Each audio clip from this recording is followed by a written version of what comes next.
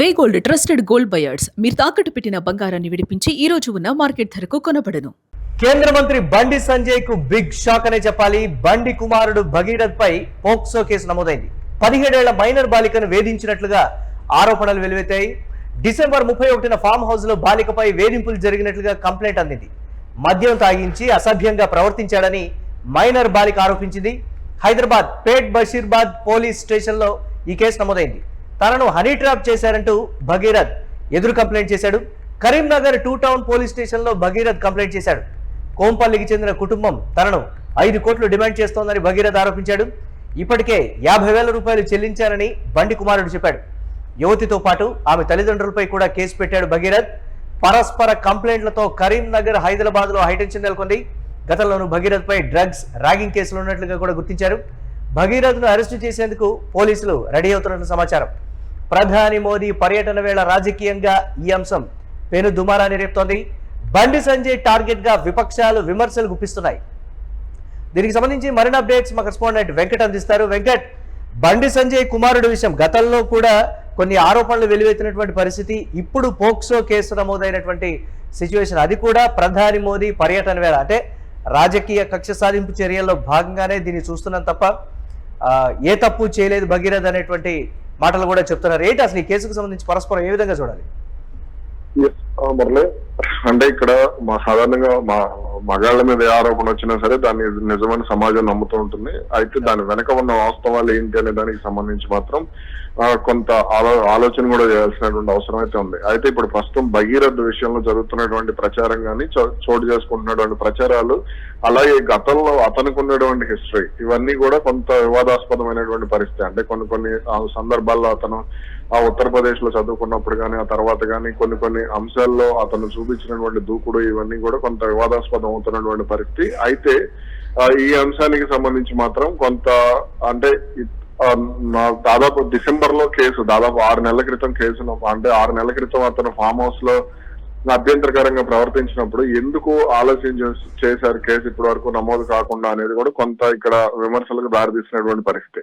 అయితే ఇప్పుడు దీనికి సంబంధించి ఇక్కడ భగీరథ్ చెప్తున్నటువంటి అంశం, తన మీద హనీ ట్రాప్ జరిగింది, హనీ ట్రాప్ లో భాగంగా తన 5 కోట్లు డిమాండ్ చేశారు, తాను 5 కోట్లు ఇవ్వనందుకే ఈ డ్రామా అంతా నడుస్తోందంటూ కూడా అతను ఆరోపణలు చేస్తున్నాడు.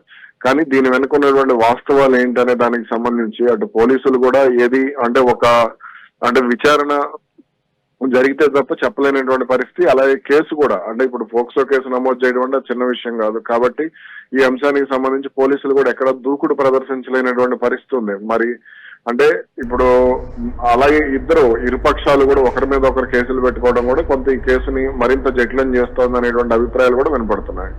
సో గతంలో కూడా డ్రగ్స్ కి సంబంధించినటువంటి కేసులు కావచ్చు, లేకపోతే దూకుడుగా వ్యవహరించినటువంటి కేసులు కావచ్చు, ఇవన్నీ ఉండటం వల్ల బండి సంజయ్ కుమారుడి మీద అంటే అందరూ కూడా నమ్ముతున్నటువంటి పరిస్థితి ఉంది.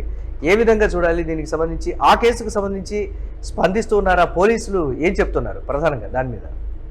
అయితే దీనికి సంబంధించి రేపు ఎల్లుండో అతను అరెస్ట్ చేసేటువంటి అవకాశం కూడా ఉండొచ్చు అనేటువంటి ప్రచారం కూడా జరుగుతుంది. అయితే పోలీసులు చెప్పేదాని ప్రకారం చూస్తే, అంటే ఇప్పటి వరకు ఎఫ్ఐఆర్ అయితే నమోదు చేశారు, కానీ దానికి సంబంధించి మీడియాకు సమాచారం ఇవ్వడం లేదు అనేటువంటి మాట కూడా వినపడుతుంది.